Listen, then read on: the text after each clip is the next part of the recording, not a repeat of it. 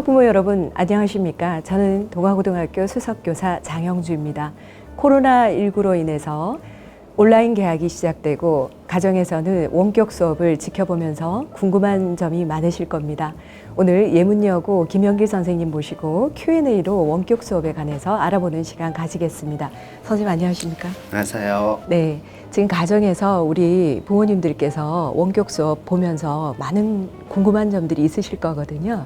근데 초중고 온라인 개학 일정이 다르던데 좀 안내해 주시겠습니까? 네, 고등학교 3학년과 중학교 3학년은 4월 9일 날 개학을 하고요. 고등학교 1, 2학년과 중학교 1, 2학년은 4월 16일 날 개학을 합니다. 개학을 해도 이틀 동안은 적응 기간을 충분히 갖기 때문에 크게 염려 안 하셔도 됩니다. 아, 네, 그렇군요. 선생님, 원격 수업은 어떻게 운영이 이루어지나요? 원격 수업의 형태는 크게 세 가지가 있습니다. 쌍방향 수업이 있고 컨텐츠 수업이 있고 그다음 과제형 수업이 있습니다. 그 세 가지 수업 유형에 대해서 조금 자세하게 안내해 주시겠습니까? 네. 첫 번째 쌍방향 수업은 화상 도구를 이용해서 실제 학생과 선생님들이 화면으로 화상을 통해서 직접 수업하는 것과 유사한 수업 형태를 갖는 게 쌍방향 수업입니다. 네. 두 번째는 콘텐츠 수업이 있습니다.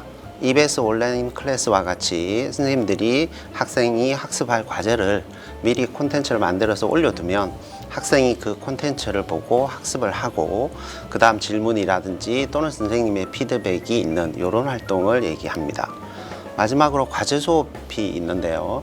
이 과제형 수업인 경우에는 예체능이라든지 실기라든지 음악이나 체육 이런 거와 같이 특별한 과제를 학생이 완성한 다음에 선생님에게 제출하는 이런 형태를 우리가 과제형 수업이라고 합니다. 네, 그렇군요. 말씀을 들어보니까 평소 수업보다 선생님들 준비하실 게 훨씬 많을 것 같습니다.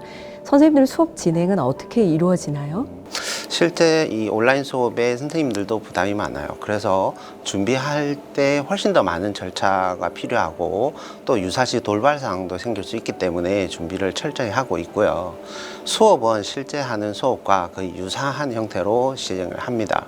특히 이제 도입 시 출결 확인이 좀 어렵기 때문에 출결을 어떻게 할 것인지 또는 온라인 접속이 끊어지는 이런 돌발 상황에서 어떻게 수업을 할 건지 미리 대책을 다 세워서 도입을 하고요. 실제 수업 상황은 평소와 동일하게 똑같이 수업을 한다고 볼 수 있습니다.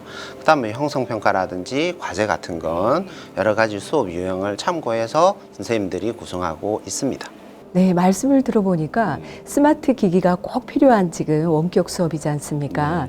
지원이 잘 이루어지고 있는지 모르겠습니다. 네, 스마트 기기와 관련된 내용은 이미 우리 교육청에서 단위 학교로 이미 예산이라든지 지원 방법을 다 고지했기 때문에 4월 8일까지 대부분 학교에서는 학생들한테 수요 조사를 해서 없는 학생들한테는 이미 배부를 했습니다.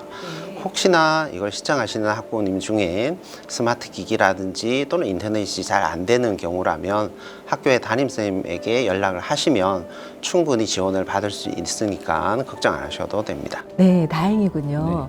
근데 선생님, 지금 우리 아이들이 그동안 잠꾸러기로 좀 변했습니다.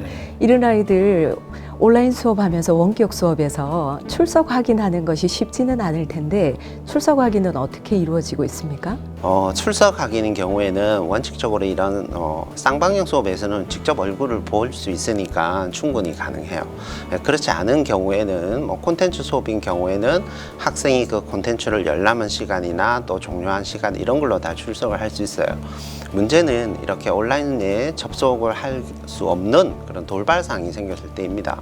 근데 이럴 때는 담임선생님에 전화를 하든지 문자를 남기든지 해서 크게 걱정하지 말고 이런 사정에 의해서 지금 접속이 안 됩니다. 이렇게 하면 그 접속 외에 다르게 수업할 수 있는 출결 준비가 잘 되어 있기 때문에 크게 염려 안 하셔도 될 것입니다. 네, 여유 있게 운영이 되고 그렇습니다. 있군요. 네, 안심이 좀 되는 부분입니다. 그리고 선생님, 가장 중요한 또 관심이 많은 부분이 평가에 관련된 부분이거든요. 평가는 어떻게 이루어지고 있습니까? 평가는 사실 저희 선생님들 입장에서도 굉장히 부담이 많은 부분이었는데 실제 이 평가에서 지필 평가는 온라인상에서 할 수 없습니다. 반드시 등교 수업 이후에 하기 때문에 큰 염려는 하지 않으셔도 됩니다. 다만 수행 평가는 원격 수업에서도 가능합니다. 그렇기 때문에 교사가 직접 관찰하고 실제 확인 가능한 그런 활동이 있는 경우에는 수행평가도 가능하고, 원격 수업에서 수업한 내용이 지필평가에도 포함될 수 있기 때문에 원격 수업을 등한시하시면 안 됩니다. 열심히 참여하는 것이 필요합니다. 네, 지금 말씀해 주신 부분이 되게 대단히 중요한 부분으로 들리거든요. 원격 수업에서 이루어진 직접 관찰한 부분은 수행평가가 가능하다. 그렇습니다. 그리고 그것은 또 개학 이후에 학교생활기록부에 기록이 될 수도 있는 부분이겠군요. 그렇습니다. 네네. 네. 선생님, 거기서 마무리를 좀 해서 정리를 해주시면 감사하겠습니다. 평가가 가장 중요한데, 말씀드린 것처럼 어떤 과제형 수업은 직접적으로 평가를 못합니다. 왜냐하면 그 과제를 만들 때에 다른 사람이 도움이 있을 수도 있기 때문에 과제를 직접 평가하지는 않습니다. 그래서 수행평가에 반영을 하는 경우에는 반드시 교사가 직접 확인한 쌍방향 수업에서 학생이 직접 하는 활동을 보고만 평가가 가능한 것이지 실제 평가는 할 수 없습니다. 그래서 그 평가가 되려면 등교 수업을 해서 온라인 수업에서 한 활동 내용과 실제 등교 수업에서 한 활동 내용이 서로 상호 연결이 되고 확인이 될 때만 수행평가가 반영이 잘 된다고 볼 수 있고, 학생부 기록도 마찬가지예요. 그러니까 온라인 수업할 때 또는 원격 수업할 때 학생이 어떤 토론 보고서를 썼다. 그러면 실제 수업할 때는 그 토론 보고서를 어떻게 작성한 배경과 작성 내용과 실제로 토론하는 내용을 종합해서 학생부에 기록하게 되어 있지, 과제형 수업이라든지 이런 활동을 전격적으로 그냥 모두가 다 기록되는 것은 아닙니다.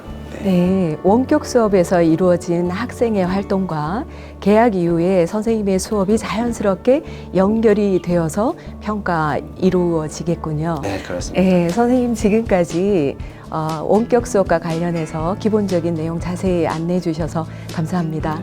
네, 학부모 여러분, 이 시간 이후에 궁금한 점이 있으실 때는 부산광역시 교육청 홈페이지 또는 자녀의 학교 홈페이지에 올려져 있는 안내 내용을 확인해 보시면 되겠습니다. 원격 수업은 우리 모두가 처음으로 겪는 일입니다. 학부모님의 응원은 우리 선생님과 아이들에게 큰 힘이 될 겁니다. 봄햇살 가득한 교정에서 밝게 웃는 우리 아이들의 모습을 빨리 보고 싶습니다. 학부모님 힘내십시오. 고맙습니다. 네.